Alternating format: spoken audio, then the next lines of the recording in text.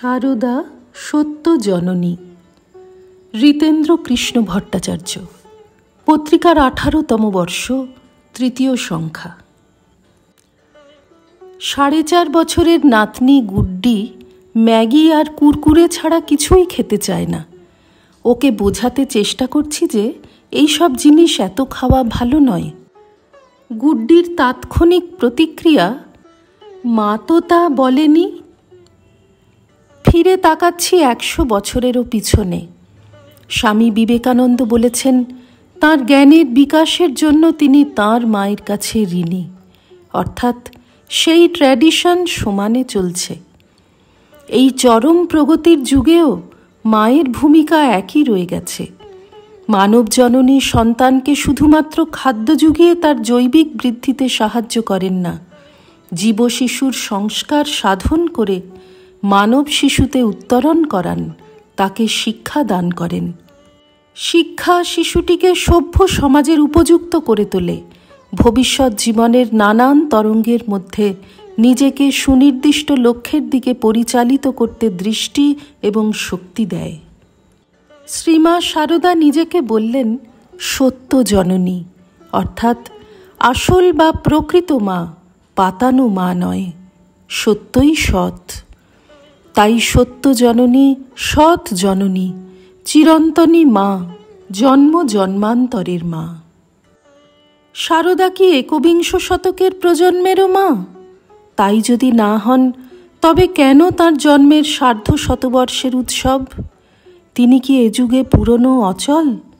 আর যদি তিনি এই প্রজন্মেরও মা হন, তাহলে তা প্রমাণ করতে হবে আজকের আঙ্গিকে। কেননা নতুন প্রজন্ম বুদ্ধি দিয়ে বিচার করে গ্রহণযোগ্য হলে তবে কোনো ধারণাকে গ্রহণ করে।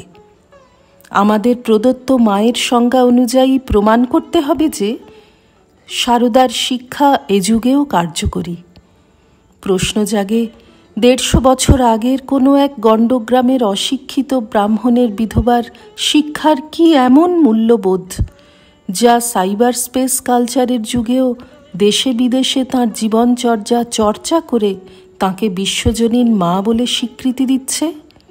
আর কেনই বা ভগিনী নিবেদিতা তাঁকে ভেবেছিলেন কোনো নতুন আদর্শের অগ্রদূত? নতুন প্রজন্ম বিজ্ঞান মনস্ক, তাই সত্য জননীর মূল্যবোধ আমরা যাচাই করব একবিংশ শতাব্দীর আলোকে, অর্থাৎ বিজ্ঞানের দৃষ্টিকোণ থেকে। 3টি বিজ্ঞান আজকের দিনে বিশেষ গুরুত্বপূর্ণ: পদার্থবিজ্ঞান বা ফিজিক্স, বাস্তব্য বিজ্ঞান বা ইকোলজিক্যাল সায়েন্স এবং পরিচালন বিজ্ঞান বা ম্যানেজমেন্ট সায়েন্স।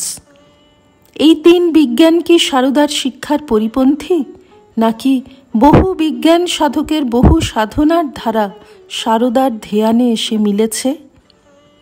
যে মূল্যবোধকে সারদা আশৈশব তাঁর স্বচ্ছ জীবনবোধ দিয়ে ধরে রেখেছিলেন, তার সঙ্গে আজকের বিজ্ঞান যে মূল্যবোধকে অগ্রাধিকার দিয়ে মানব উৎকর্ষ সাধন করে চলেছে, তার কি গুণগত সাদৃশ্য আছে? পরমা প্রকৃতি কি প্রকৃতই কোনো নতুন আদর্শের অগ্রদূত? কি সেই নতুন আদর্শ?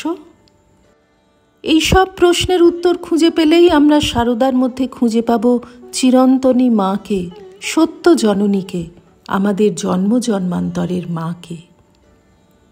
শ্রী রামকৃষ্ণার্পণমস্তু।